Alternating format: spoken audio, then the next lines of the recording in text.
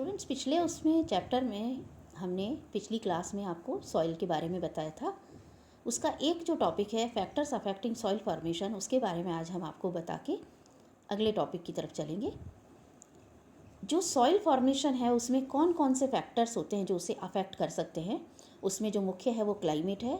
जहाँ कहीं भी सॉइल फॉर्मेशन स्टार्ट होती है वहाँ की क्लाइमेट कैसी है, वहाँ की जलवायु कैसी है, वो जलवायु के जो कारक हैं वो उसको अफेक्ट करते हैं। पेरेंटल रॉक्स, जिस रॉक से सॉइल की फॉर्मेशन स्टार्ट हुई है वो किस प्रकार की रॉक है। आपने रॉक्स के अलग अलग टाइप्स छोटी क्लासेस में आपने पिछली क्लासेस में पढ़े होंगे। तो जिस प्रकार की रॉक से मिट्टी बननी शुरू हुई है वो बहुत महत्व रखती है। देन टोपोग्राफिक फैक्टर्स, वहाँ के टोपोग्राफिक या स्थलाकृतिक जो हैं फैक्टर्स कारक वो किस प्रकार के हैं। माउंटेन्स हैं, मैदान हैं, किस प्रकार का है वहाँ का, वो भी मायने रखता है उसके लिए, सॉइल फॉर्मेशन के लिए। ऑर्गेनिक मैटर वहाँ का कैसा है, किस प्रकार की वहाँ पर वेजिटेशन है, किस प्रकार के एनिमल्स वहाँ रहते हैं, उस प्रकार के जो एनिमल्स और जो उसके प्लांट्स के रिमेन्स होंगे वो ऑर्गेनिक मैटर वहाँ का बनेंगे उसकी सॉइल में। तो ये कुछ फैक्टर्स हैं जो कि सॉइल फॉर्मेशन में इम्पॉर्टेंट हो सकते हैं और होते हैं। अब हम बात करते हैं अगले टॉपिक की, आपकी फर्स्ट यूनिट का जो लास्ट टॉपिक है, इंटरैक्शन अमंग ऑर्गेनिजम्स।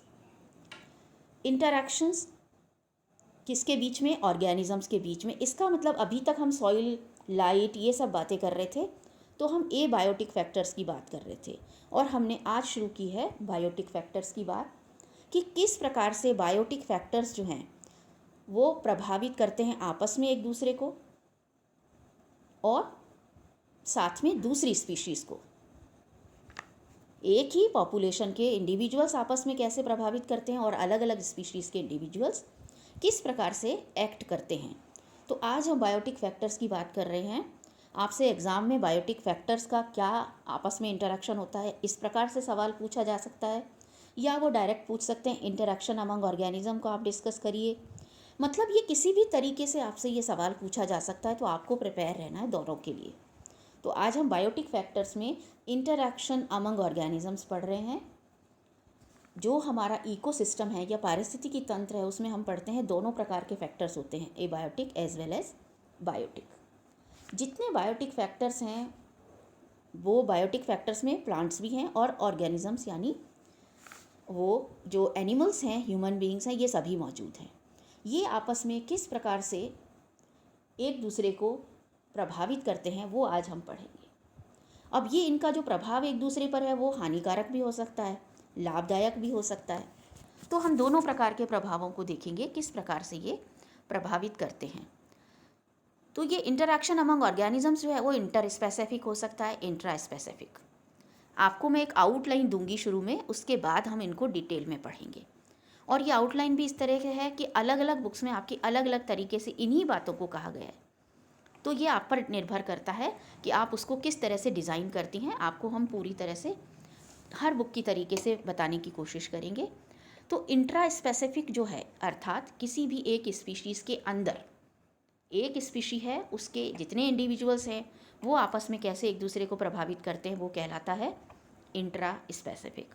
दूसरा इंटर स्पेसिफिक, जिसमें कि अलग अलग जातियों के इंडिविजुअल्स एक दूसरे को किस प्रकार से प्रभावित कर सकते हैं। तो एक्शन, रिएक्शन एंड इंटरैक्शन, ये तीन कहीं भी ऑर्गेनिजम्स मौजूद होते हैं तो वो जब कोई भी एक्शन करते हैं उसके अगेंस्ट रिएक्शन होती है और आपस में हम इन दोनों को पढ़ने के लिए इंटरैक्शन कहते हैं कि वो किस प्रकार से आपस में अन्योन्य क्रिया कर रहे हैं या प्रतिक्रियाएं दिखा रहे हैं। प्रतिक्रियाएं किस प्रकार से हो सकती हैं, न्यूट्रलिज्म हो सकता है कि किसी को कोई फ़र्क नहीं पड़ता, नाइदर पॉपुलेशन अफेक्ट्स, कोई भी पॉपुलेशन अफेक्ट नहीं होती।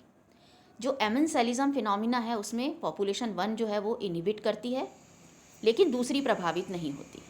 अलीलोपैथी जो एक शब्द है बीच में हमने डाला है इसमें, ये हमने एक्चुअली आपके सिलेबस के अकॉर्डिंग टर्म्स लिखी हैं जिससे आपको ये लगे कोई भी टर्म हमारी छूटी नहीं है। सो अलीलोपैथी एक्चुअली क्या है कि एक स्पीशी जो है वो कुछ सिक्रीशंस करती है या अपने जो मेटाबॉलिक बाई प्रोडक्ट्स होते हैं उनको वो वातावरण में छोड़ती है। वो दूसरे के लिए हानिकारक भी हो सकते हैं, वो उसके लिए लाभदायक भी हो सकते हैं। तो this phenomenon is actually known as the allelopathy. Competition, as you all know कि उसमें कॉम्पिटिटर्स होंगे दो, और वो कॉम्पिटिटर्स एक दूसरे को ओवर पावर करने की कोशिश करेंगे, और एक को, क्योंकि ओवर पावर किस लिए करेंगे, क्योंकि वहाँ पर रिसोर्सेज जो हैं वो दोनों के लिए कॉमन हैं, दोनों के कॉमन रिसोर्सेज हैं। एक ही स्पीशीज़ के जब दो इंडिविजुअल्स होंगे तो उनको एक ही प्रकार का खाना चाहिए और जो स्पेस चाहिए, तो उसमें जो आपस में वो एक दूसरे को इनहिबिट करने की कोशिश करेंगे, that phenomena is known as competition, और उसमें एक ही बचेगा डेफिनेटली। प्रेडेशन जो है इसमें जैसा नाम बता रहा है, इसमें एक प्रेडेटर होगा यानी शिकारी होगा और दूसरा प्रे होगा। इस प्रकार से कि एक पौधा जो है, अगर हम पौधे की टर्म्स में बात करें तो वो पौधा जो होगा वो दूसरे पौधे को ख़त्म कर देगा। पैरासिटिज्म जो है, पैरासाइट और होस्ट के बीच की रिलेशनशिप होती है। ये आप फर्स्ट ईयर में भी पढ़ चुके हैं जब आपको हमने माइक्रोबायोलॉजी वाला पढ़ाया था टॉपिक, जो पेपर आपको कराया था। तो पैरासाइट्स जो होते हैं उनके बारे में भी हम डिटेल में आपको बताएंगे क्या होते हैं। प्रोटो कोऑपरेशन, जिसमें कि ऑब्लिगेटरी उनका कोऑपरेशन नहीं है, ज़रूरी नहीं है कि वो आपस में एक दूसरे के साथ ही रहें, अगर साथ में है तो वो एक दूसरे को मतलब सहायता देते हैं, इंटरेक्शन करते हैं वो आपस में।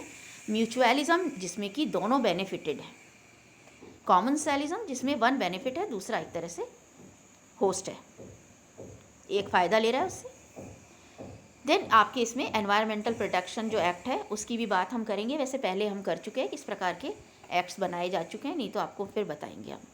देन जो एक तरह से एक पैटर्न आपकी बुक में जैसे दिया हुआ है, तो किसी बुक में इस तरह से पैटर्न दिया हुआ है कि interaction between plants growing in a community, पहली बात interaction between plants growing in a community, दूसरा interactions between plants and soil microorganisms, यानी प्लांट एक कम्युनिटी में आपस में किस प्रकार से इंटरेक्ट कर रहे हैं, प्लांट्स और माइक्रो ऑर्गेनिजम्स किस प्रकार से कर रहे हैं।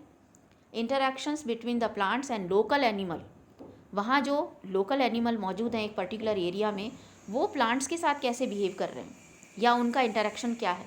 Effect of man made activities on vegetation, तो एक जो आपकी बुक है वो कहती है इस प्रकार से आप इसको फॉलो करिए इस टॉपिक को, तो आपके ऊपर डिपेंड करता है। एक कहती है कि इंटर स्पेसिफिक इंट्रा स्पेसिफिक की तरह से करिए, एक जगह बात आती है कि इनको हम पॉजिटिव इंटरेक्शन और नेगेटिव इंटरेक्शन, जैसा ओडम ने कहा है। ये एक वर्ड आपको बता देते हैं हम, सिम्बायोसिस भी शब्द आया है, तो सिम्बायोसिस का मतलब एक दूसरे को म्यूचुअली बेनिफिट करें।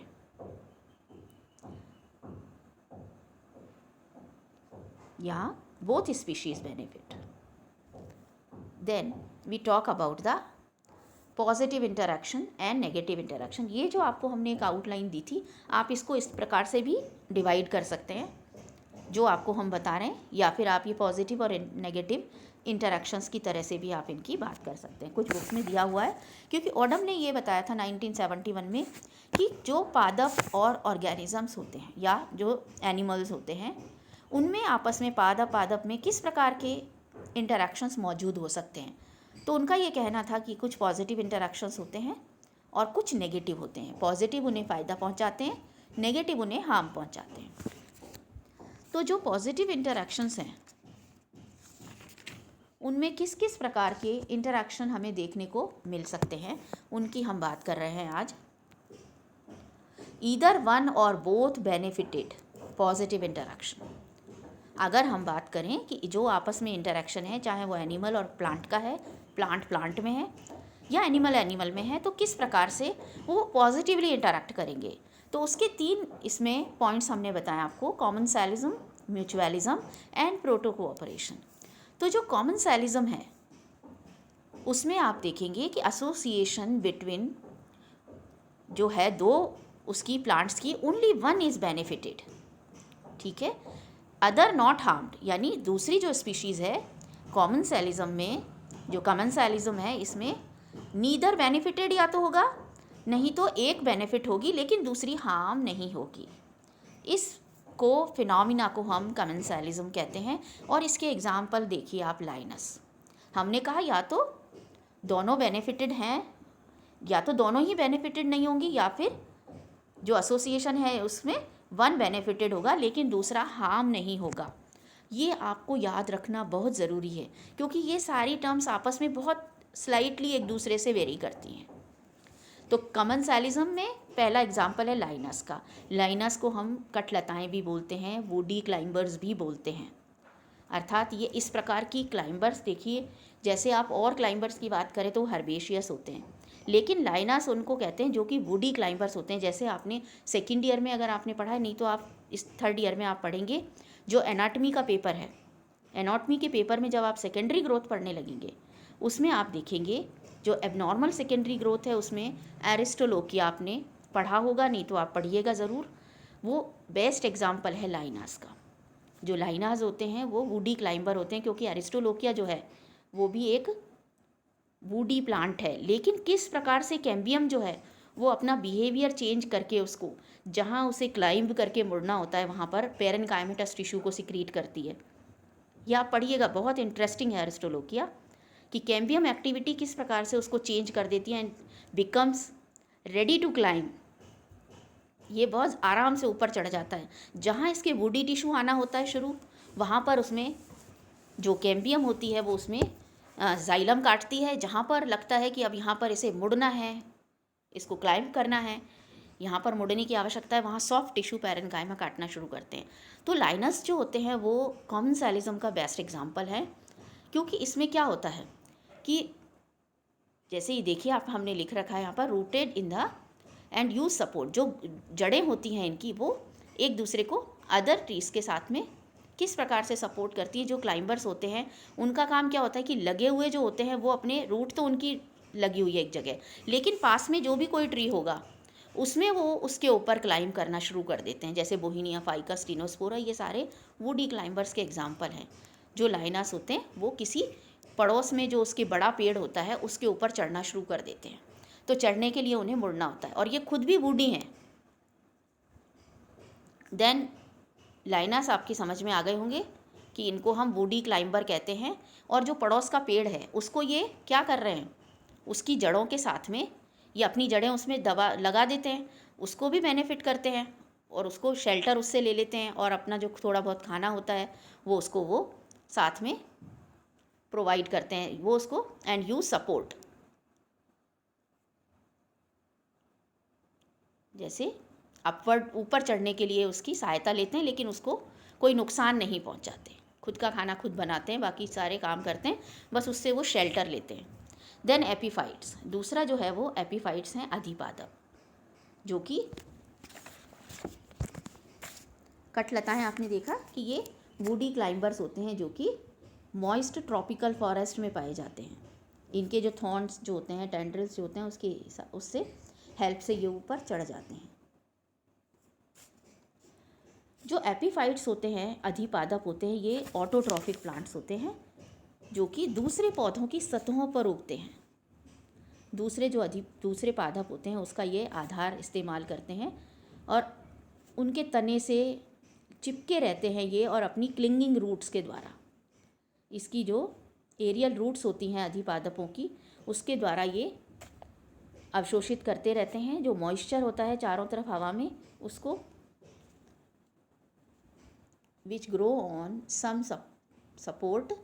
जैसे ट्रॉपिकल रेन फॉरेस्ट के प्लांट्स होते हैं उनके ऊपर ये सपोर्ट ले लेते हैं। जैसे ऑर्किडेसी के जो प्लांट्स होते हैं उनमें और क्लिंगिंग रूट्स होती हैं। जो ऑर्किड्स है वो अधिपादप का बेस्ट एग्जाम्पल है। इसमें हैंगिंग एरियल रूट्स होती हैं जो कि हाइग्रोस्कोपिक रूट के नाम से भी जानी जाती हैं। तो आपसे पूछ सकते हैं कि हाइग्रोस्कोपिक रूट्स किस में मिलती हैं, तो आप ऑर्किड एग्जाम्पल दे सकते हैं, या एपीफाइट्स में मिलती है। तो ये जो एपीफाइट्स हैं ये किसी दूसरे पौधे की तने पर, शाखाओं पर मिलते हैं। वहाँ पर ये अपनी जड़ें जो होते हैं वो बाहर की तरफ निकाल देते हैं, कुछ अंदर उसमें पहुँच जाती हैं उस तने में। जहाँ वातावरण में नमी अधिक होती है वहीं से ये लोग, लेकिन ये उसको अपने जिस भी पादप के ऊपर ये मौजूद होते हैं उस सबस्ट्रेटम को ये हानि ज़्यादा नहीं पहुँचाते। हल्का सा उसकी जो छाल वगैरह होती है उसको भेद करके और अपना काम चला लेते हैं। ये ऑर्किड्स बहुत ब्यूटीफुल फ्लावर्स होते हैं, बहुत महंगे होते हैं, और ये अधिपादप हैं, दूसरे पौधों के ऊपर पाए जाते हैं। तो ये भी एक एग्जाम्पल हो गया एक इंटरेक्शन का, कि जो पौधे हैं, यानी कमेंसालिज्म का हो गया एग्जाम्पल, कि ये दूसरे को नुकसान नहीं पहुंचा रहे और ख़ुद भी थोड़ा बहुत उससे बस सपोर्ट ले रहे हैं। तो लाइनस वुडी क्लाइंबर्स हो गए, यानी आरोही, काष्ठी आरोही पादप, और एपिफाइट्स यानी अधिपादप। ये इसके एग्जाम्पल्स हो गए। और भी एग्जाम्पल्स हैं, ये देखिए आपको हमने बर्ड्स का और इनका सबका एग्जाम्पल आपको बता रखा है, जो कि टेम्परेरी एक एसोसिएशन बना लेते हैं किसी भी, जैसे स्क्विरल्स हैं, गिलहरी हैं, वो पेड़ों पर रहती हैं, तो ऐसा तो नहीं है कि किसी एक पेड़ को उन्होंने पक्का अपना बना लिया कि नहीं ये मेरा हो गया। ये जो है यानी पेड़ को उसने इस्तेमाल करा लेकिन उसको पेड़ को नुकसान नहीं पहुंचाया कोई भी। तो ये जो एक फिनोमिना है वो एनिमल्स में भी मिलता है। Example squirrels, monkeys, birds, insects, ये सभी ये क्या है, शेल्टर लेते हैं या तो उनसे, या फिर उस सबस्ट्रेटम पर अपना घर वगैरह बना लेते हैं। ब्रीडिंग साइट्स हो सकती है इनके लिए कि कुछ आते ही पेड़ों के पास इसीलिए हैं कि वो वहाँ पर अपना नेस्ट वगैरह बना सकें। तो these are few examples of commensalism. आप अगर आपसे सिर्फ कमेंसैलिज्म पर शॉर्ट नोट पूछा जाता है तो आप ये बातें बता सकते हैं उसके अंतर्गत।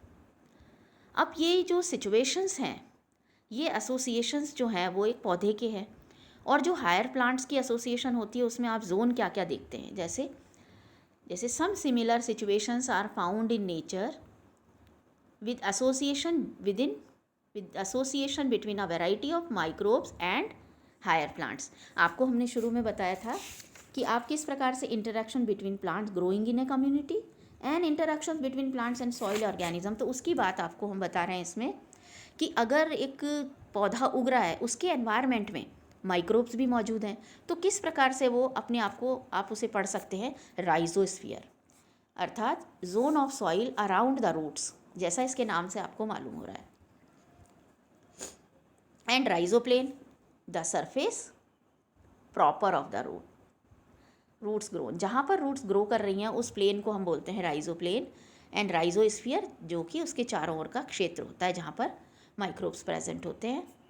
फिलोस्फीयर, फिलो से मतलब है पत्तियाँ, तो जो पत्तियाँ होती हैं, layer of air over the green leaves with an active microbial life. इस देखिए जो फिलोस्फीयर है वो क्या है कि जो पत्ती है उसके ऊपर जो भी एयर की लेयर है उसमें जो माइक्रोब्स होते हैं वो पत्ती के ऊपर जब रहते हैं तो उसको हम फिलोस्फीयर के नाम से जानते हैं कि ये इस स्फीयर में, इस पत्ती के ऊपर पाए जाने वाला इसका फ्लोरा है। एक्टिव माइक्रोबियल एक्टिविटी आपको देखने को मिल सकती है वहाँ पर। देन फिलोप्लेन द सेम थिंग, जैसे राइजोप्लेन था वैसे ही फिलोप्लेन है। द रियल जो उसकी सरफेस है पत्ती की उसको हम बोलते हैं फिलोप्लेन। ये एक तरह से इकोलॉजिकल निच का काम करती हैं, और यहाँ पर मेनली जो फंजाई एक्टिनोमाइसिस होती हैं, एक्टिनोमाइसिट्स, वो ज़्यादातर इनकी पॉपुलेशन यहाँ पर देखने को हमें मिलती है। Now first was the commensalism. अब हम बात करते हैं म्यूचुअलिज्म की कि क्या होता है म्यूचुअलिज्म। सो म्यूचुअलिज्म एक्चुअली म्यूचुअली एक तरह से बेनिफिशियल इंटर स्पेसिफिक रिलेशनशिप है या इंटरेक्शन है। जो म्यूचुअलिज्म है, जैसा इसके नाम से आपको पता लग रहा है कि ये क्या होता है, आपस में these includes actually mutually beneficial interspecific interactions, और often a close and often permanent and obligatory contact होता है इनके बीच में। जो भी दो बेनिफिशियल जो स्पीशीज़, बेनिफिटिंग स्पीशीज़ हैं, उनके बीच में बहुत ही क्लोज और परमानेंट होता है, यानी ऑब्लिगेटरी कॉन्टैक्ट होता है। कमेंसैलिज्म में इस प्रकार का हमने आपको नहीं बोला कि कोई ज़रूरी है उसमें होना, लेकिन यहाँ पर ऑब्लिगेटरी कॉन्टैक्ट होना ज़रूरी है, यानी अनिवार्य है उनके लिए। अब इसका क्या एग्जाम्पल हो सकता है, the two enters into some sort of physiological exchange, यानी दोनों स्पीशीज़ आपस में एक दूसरे से कुछ ना कुछ कार्य की तौर पर एक्सचेंज करती हैं। जो भी दो प्लांट्स हैं, प्लांट एनिमल्स हैं, वो आपस में। तो इसका एग्जाम्पल एक देखिए म्यूचुअलिज्म का, कि एक दूसरे को कैसे आप फ़ायदा पहुंचा सकते हैं और रह भी नहीं सकते एक दूसरे के बिना। जैसे पॉलिनेशन बाय एनिमल्स, जो बर्ड्स होती हैं, इंसेक्ट्स होते हैं, वो पोलन की खोज में क्या होता है, पेड़ तक आते हैं, फूलों तक आते हैं, और फूलों से क्या करते हैं, वो पराग ले लेते हैं, और वहाँ से उड़ के जब दूसरे फूल पर जाते हैं तो उनको वो क्या करेंगे, पॉलिनेट कर देते हैं। तो pollination by animal is a best example and a wonderful example to understand the mutualism. आप इस प्रकार से वहाँ से वो नेक्टर ले लेते हैं और नेक्टर ले करके और पोलन ट्रांसफ़र करते हैं दूसरे प्लांट्स में। एंटेमोफिली जो है वो यही है कि इंसेक्ट्स जो होते हैं वो किस प्रकार से पॉलिनेशन करते हैं। तो ये जो है एंटेमोफिली भी एक एग्जाम्पल है म्यूचुअलिज्म का। युक्का एंड मॉथ जो होते हैं वो भी इसका एग्जाम्पल है। मॉथ उसको पॉलिनेट करता है। Dispersal of fruits and seeds. अब म्यूचुअलिज्म में पॉलिनेशन आ गया, डिस्पर्सल ऑफ फ्रूट्स आता है कि जो बर्ड्स हैं, एनिमल्स हैं, वो फीड करते हैं उन सीड्स को, फ्रूट्स को खाते हैं और फिर जहाँ भी वो उसको पास ऑन करते हैं, यानी पास्ड आउट इन द एक्सक्रीमेंट और ड्रॉपिंग्स एट वेरियस प्लेसेस। तो जो भी उनका फीकल मैटर होता है उसमें वो बीज निकल जाते हैं। वो बीज जहाँ कहीं भी वो गिरते हैं वहाँ पर वो जर्मिनेट होते हैं और एक प्रकार से नई वेजिटेशन या उनको पौधों को आगे बढ़ने का वो मौका देते हैं। अगर सीड्स बहुत हार्ड और ड्राई होते हैं तो जो बर्ड्स और एनिमल्स का डाइजेस्टिव ट्रैक्ट होता है उसमें काफ़ी सारे एसिड्स वगैरह मिलके वो सॉफ्ट हो जाते हैं और वो इजीली जर्मिनेट कर जाते हैं। So third example is lichens. Lichen आप सभी जानती हैं, उसमें दो एल्गी और एक फंजाई की एसोसिएशन होती है जो कि क्लोज प्रॉक्सिमिटी में रहते हैं। इनकी क्लोज होती है ऑब्लिगेटरी रिलेशनशिप या association. So what are lichens? Lichens is an association of a mycobiont and a phycobiont. इसमें एक फंगल पार्टनर होगा, दूसरा एल्गल पार्टनर होगा। इस एसोसिएशन को हम जो फंजाई होती है या जो फंगल पार्टनर होता है वो उसके लिए एल्गी के लिए मिनरल और वाटर को एब्जॉर्प्शन का काम करता है, देता है उसको, और फाइकोल जो उसका एल्गी का होता है वो एल्गी फोटोसिंथेसिस कर सकती है, इसलिए वो उसको भोजन प्रोवाइड करती है। तो दोनों इस प्रकार से बहुत ही क्लोज एंड ऑब्लिगेटरी रिलेशनशिप में रहते हैं। तो लाइकन्स एक दूसरे के बिना नहीं रह सकते, यानी माइकोबायोंट और फाइकोबायोंट दोनों का होना ज़रूरी है। एक उसको जल और लवण उपलब्ध करा रहा है, दूसरा उसको भोजन दे रहा है। देन सिम्बायोटिक नाइट्रोजन फिक्सेशन, ये भी एक प्रकार से म्यूचुअलिज्म का उदाहरण है।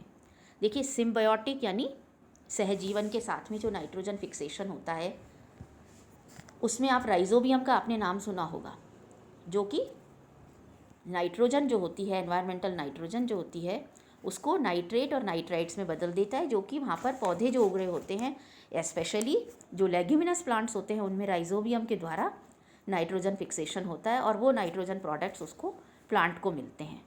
तो आपने देखा होगा जो रूट नोड्यूल्स होते हैं, लेग्यूमिनस जो होती हैं, लेग्यूमिनस जो प्लांट्स होते हैं उनकी जड़ों में बहुत से नोड्यूल्स होते हैं, वो नोड्यूल्स एक्चुअली राइजोबियम के घर होते हैं। और अदर नाइट्रोजन फिक्सेशन के तरीके भी होते हैं, और भी नाइट्रोजन फिक्सर्स होते हैं, खाली एक राइजोबियम ही नहीं है। जैसे एनाबीना है, देखिए जो एनाबीना है वो वाटर फर्न जो एजोला होती है उस एजोला में आप देखेंगे एनाबीना पाई जाती है। तो ये दोनों का एसोसिएशन होगी, एजोला जो वाटर फर्न है और एनाबीना जो एक एल्गी है, ये इसके लिए प्रोवाइड कराती है नाइट्रोजन कंपाउंड्स। एंड नॉस्टॉक जो होता है वो आपको सभी को मालूम है, आपने लास्ट ईयर पढ़ा है साइकस, उसकी कोरेलॉइड रूट्स में मौजूद होती है ये एल्गी। नॉस्टॉक जो होती है एल्गा, वो इसके लिए नाइट्रोजन फिक्सेशन का काम करती है। तो दोनों एक दूसरे को, वो वहाँ उसका घर में रहती है नॉस्टॉक, और नॉस्टॉक उसको प्रोवाइड करती है नाइट्रोजन प्रोडक्ट्स, या नाइट्रोजन फिक्सेशन करके उसको नाइट्रोजन प्रोवाइड कराती है ना। माइकोराइजल जो एसोसिएशन होती है, जैसा नाम से मालूम हो रहा है कि माइको मतलब फंजाई और राइजा मतलब रूट्स, ऐसी फंजाई जो कि बड़े प्लांट्स की रूट्स में रहती हैं या उनके फंगल पार्टनर की तरह से रहती हैं, उसे हम माइकोराइजल एसोसिएशन के अंतर्गत लेते हैं। देन ज़ूक्लोरिली, कुछ बुक्स में आपको ये मिल सकते हैं, कुछ में नहीं। आपको अगर आपकी बुक में है तो आपको समझ आ जाए, इसलिए आपको हम ये सारी बातें बता रहे हैं। जैसे माइकोराइजा है, इसमें जो फंजाई होती है वो आपको बाहरी तौर पर भी मिल सकती है उसके रूट्स के एनवायरनमेंट में, अंदर भी आपको मिल सकती है। तो क्या एक्टोट्रॉफिक अगर बाहर है तो, अगर अंदर है तो वो एंडोट्रॉफिक कहलाती है। जैसे बहुत सारे जो ऑर्किड्स होते हैं उनमें इस प्रकार की फंजाई मिलती है, एरिकेसी के जो मेंबर्स होते हैं। देन अगर हम बात करें तो ज़ूक्लोरेली एंड ज़ूज़ैंथिली, ये जो है, जो ज़ूक्लोरेली है वो उसमें आउटर जो टिश्यूज़ होते हैं सर्टेन स्पॉन्जेस, सीलेंट्रेट, मोलस्क और वॉर्म्स में मिलते हैं। और जो क्लोरेला वल्गैरिस है वो within the gastrodermal cells of hydra में रहती है। क्लोरेला एक एल्गी है जो कहाँ रहती है, हाइड्रा में रहती है, और जो एल्गी है वो उसको प्रोवाइड करती है food and oxygen. In turn hydra उसको प्रोवाइड करता है shelter, nitrogen, waste products and carbon dioxide. तो इस प्रकार से जो जू क्लोरेला और जू ज़ैंथिली है वो, जैसे क्लोरेला वल्गैरिस जो है वो हमने बताया आपको हाइड्रा में रहता है, लेकिन अभी भी कुछ इस प्रकार की एसोसिएशंस होती हैं जो एक दूसरे के साथ में बहुत फ़ायदा देती हैं। एनिमल्स में भी होता है, जैसे आप देखें तो टर्माइट्स होते हैं, कुछ प्रोटोजोन्स होते हैं जो किसी की गट में मौजूद होते हैं, किसी भी उसके which are present in their guts, termites जो होते हैं उनमें। तो ये कुछ ऐसे एग्जांपल्स हैं जो आप याद रखना चाहें तो ठीक है, लेकिन अगर आपसे पूछ लिया जाए तो एटलीस्ट आपको मालूम होना चाहिए। Then we talk about the proto cooperation. क्या होता है प्रोटो कोऑपरेशन? कि दोनों जो beneficial to both population but is not obligatory. Obligatory नहीं है। म्यूचुअलिज्म में क्या था? ऑब्लिगेशन ज़रूरी था, ऑब्लिगेटरी था, ज़रूरी था उनको साथ में होना। तो यहाँ पर यह है कि उनके लिए अगर बेनिफिशियल है, दो अगर स्पीशीज़ साथ में है इट्स ओके, लेकिन ज़रूरी नहीं है उनका साथ में रहना। So protocooperation is the association which is beneficial to both populations but is not obligatory, not essential for the survival of either of the population। दोनों में किसी के लिए, यानी नॉन ऑब्लिगेटरी म्यूचुअलिज्म है ये एक तरह से। इसका एग्जाम्पल आप सी एनिमॉन से बहुत अच्छी तरह से समझ सकते हैं कि सी एनिमॉन जो होता है remains attach to the shells of the hermit crab. Hermit crab के साथ में ये जुड़ के चलता है हमेशा। Anemone is carried to new feeding sites and also feeds on the left overs of the crabs. जो क्रैब फीड होता है, जो क्रैब खाता है, उसके लेफ्ट ओवर को भी ये यूज़ कर सकता है। And in turn it is crab in turn is protected from its enemies.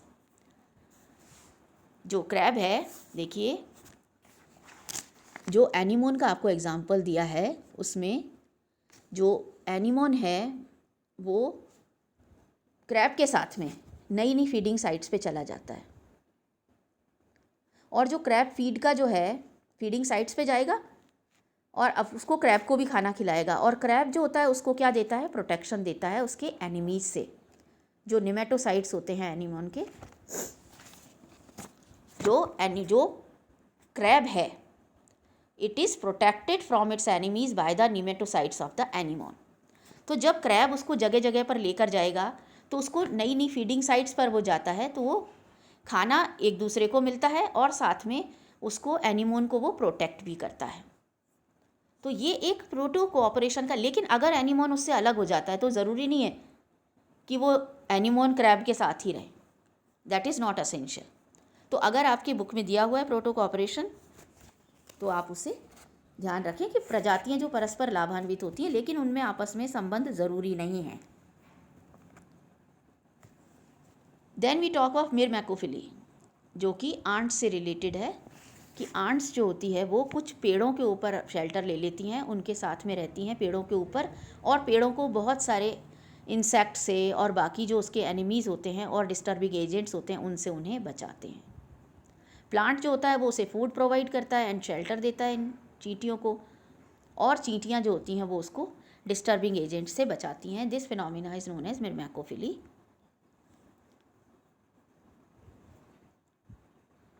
And then the negative interactions, ये मिरमैकोफिली है। ये जामुन, लीची, मैंगो इन पेड़ों के ऊपर आपको देखने को मिल सकते हैं। नेगेटिव इंटरैक्शंस के अंतर्गत एंटागोनिज्म आएगा, जो कि एक दूसरे, एंटा मीन्स अगेंस्ट, ऑर्गेनिजम्स के अगेंस्ट अगर कोई रिएक्शन हो रहा है तो that is known as antagonism.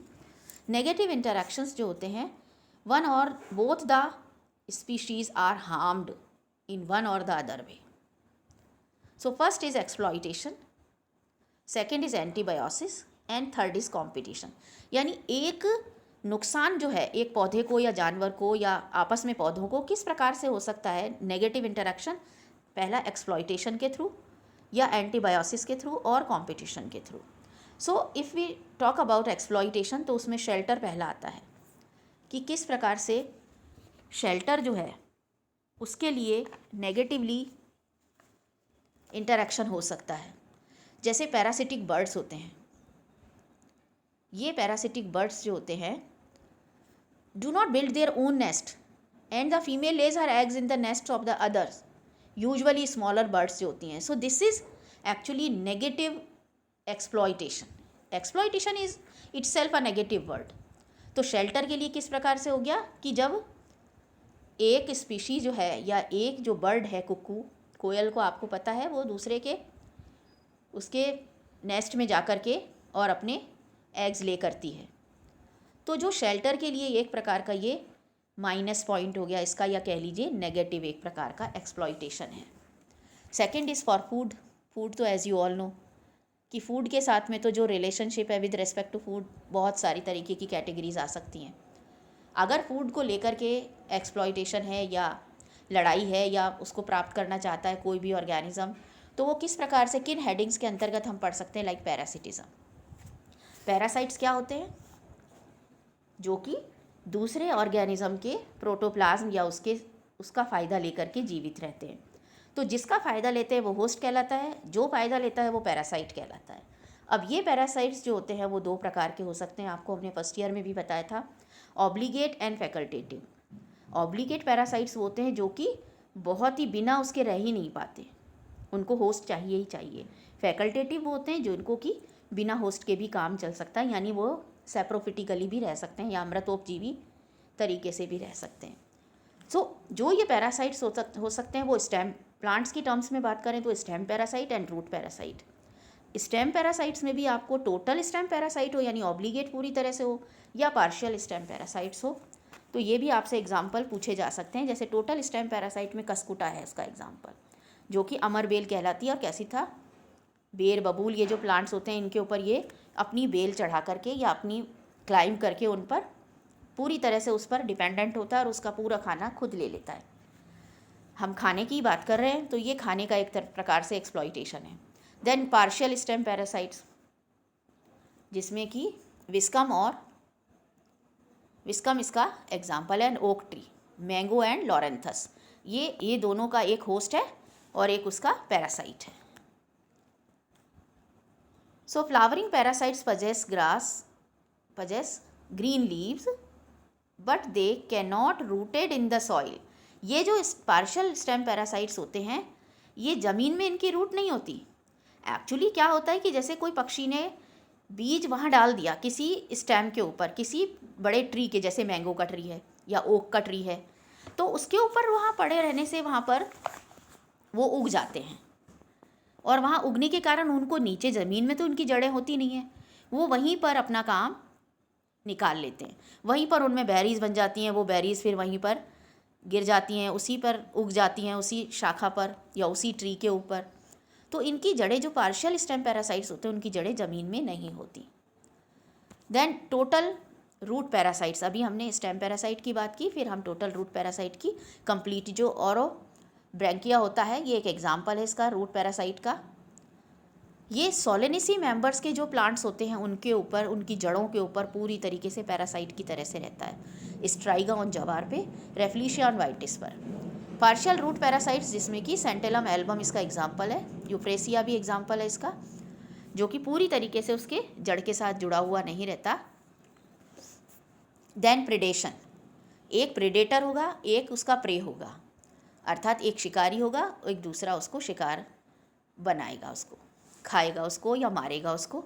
तो जो कई फंजाई हैं, आपको जब हमने फंजाई का पढ़ाया था फर्स्ट ईयर में, तब आपको बताया था कि वो स्नेयर्स लाइक स्ट्रक्चर्स बनाते हैं, कुछ इस तरह के जाल जैसे बना देती है फंजाई, और उसमें फिर वो अपनी फीड को लेती है या उसमें से जो भी एनिमल्स या इंसेक्ट्स फंस जाते हैं उनको वो खाती है। तो ऐसी फंजाई भी मौजूद है जो कि प्रेडेटर फंजाई कहलाती हैं। जैसे ये डेक्टाइलेला है, डेक्टिलेरिया है एंड जूफेगस है, जैसा इसका नाम से मालूम चल रहा है। ये इंसेक्ट और निमेटोड्स को, ये देखिए, ये अधिपादप, जो ऑर्किड्स की हमने शुरू में बात की थी, ये इस प्रकार से जो होस्ट है, या कह लीजिए आप एक प्लांट है, एक जो शाखा है, तना है, उसके ऊपर ये ऑर्किड उग रहे हैं। जो ऑर्किड का आपको हमने बताया था उसकी ये लेग्यूम पादप में रूट नोड्यूल्स हैं। राइजोबियम आपको बताया था, लेग्यूमिनस पौधों की जड़ों में इस प्रकार से ये राइजोबियम मौजूद होते हैं और उसको नाइट्रोजिनस प्रोडक्ट्स उपलब्ध कराते हैं। ये ऑर्किड है। Now we are talking about the antibiosis. Yes, this one is the predation. आपको समझ में आ गया होगा कि कार्निवोरस प्लांट्स भी इसमें आते हैं। कार्निवोरस मतलब कीटाहारी पादप, जो निपेंथिस है, यूट्रिकुलेरिया है, डायोनिया है, ड्रोसेरा, हमने वही नाम आपको बताए जो आपने सुने हैं। ये जो प्लांट्स होते हैं, इन प्लांट्स में इस प्रकार की इनकी संरचना होती है कि जब इंसेक्ट इनमें फंस जाता है तो ये प्रोटियोलाइटिक एंजाइम्स का सिक्रीशन शुरू कर देते हैं, जिससे कि उस ऑर्गेनिज्म के जो है प्रोटीन्स जो है वो ब्रेक डाउन होना शुरू होते हैं अमीनो एसिड्स में, और वो ये ग्रहण कर लेते हैं। ग्रेजिंग एंड ब्राउजिंग ये टर्म्स भी आती हैं। ग्रेजिंग एंड ब्राउजिंग, एक तो देखिए eating grass and eating woody twigs, ये फ़र्क है ग्रेजिंग और ब्राउजिंग में। तो जो ग्रास खाते हैं जानवर वो ग्रेजिंग एनिमल्स कहलाते हैं, और वो जो कि वुडन ट्विग्स खाते हैं या लीव्स खाते हैं श्रब्स की, झाड़ियों की और पेड़ों की, उनको हम ब्राउजिंग एनिमल्स कहते हैं। एंटीबायोसिस जो शब्द है, none of the partner benefited, इसमें एक भी पार्टनर बेनिफिटेड नहीं होता। कंप्लीट और पार्शियल इनहिबिशन और डेथ ऑफ वन पार्टनर और one organism by another. So antibiosis वो फिनोमिना है जिसमें एक पार्टनर डेफिनेटली ख़त्म होता है और दूसरा जीवित रहता है। जैसे एंटीबायोटिक वर्ड है, अगर हम पेनिसिलियम की बात करें तो देखिए पेनिसिलियम जो है, पेनिसिलिन कैसे खोज की गई थी कि जिस पेट्री प्लेट में पेनिसिलिन प्रोड्यूस हो रही थी वहाँ पर और कोई बैक्टीरिया, कोई फंजाई मौजूद नहीं थी। इसका मतलब कि एक ऑर्गेनिज्म ने इस प्रकार का कोई प्रोडक्ट सिक्रीट करा जो कि दूसरे के लिए घातक है। तो जैसा वर्ड है एंटी में अगेंस्ट बायोटिक, मतलब ऑर्गेनिज्म, कि ऐसा प्रोडक्ट या ऐसा सब्सटेंस जो कि किसी ऑर्गेनिज्म के लिए घातक है या किलिंग इफेक्ट दे रहा है, उसको हम एंटीबायोटिक कहते हैं। और ये जिस जानवर में या किसी भी ऑर्गेनिज्म में, प्लांट्स में मौजूद है, वो प्रोसेस कहलाता है एंटीबायोसिस। वाटर ब्लूम्स भी एग्जाम्पल है एक प्रकार का नेगेटिव उसका इंटरेक्शन का। जो वाटर ब्लूम्स होते हैं, जैसे ब्लू ग्रीन एल्गी काफ़ी वाटर बॉडीज़ में जब छा जाती हैं तो वहाँ पर ऑक्सीजन की कमी हो जाती है, फिश और कैटल्स जो होती हैं वो मरने लग जाती हैं।